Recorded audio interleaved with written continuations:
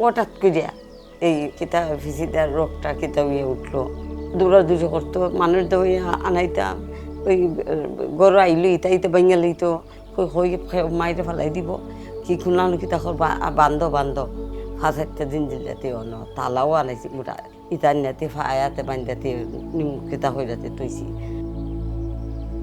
খুলনার যে যে কয় ও ভাই লইবা নি কিছু টেকা দিব, আমার লইয়া যাও এই জায়গাটা, গেছুন কোনো কিচ্ছু ফল হয় না।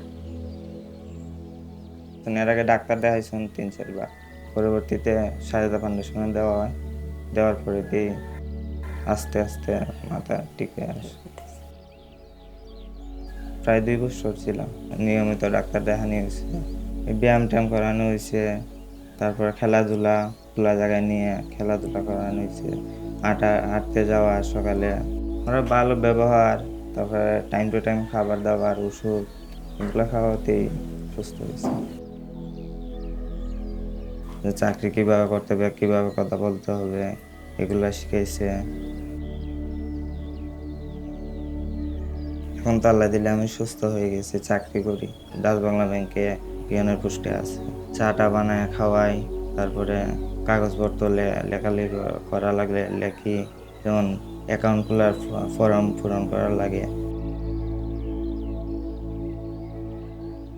বেতন পাইছি, দেব, টাকাটা দেব। আলহামদুলিল্লাহ ভূত খুশি নানি?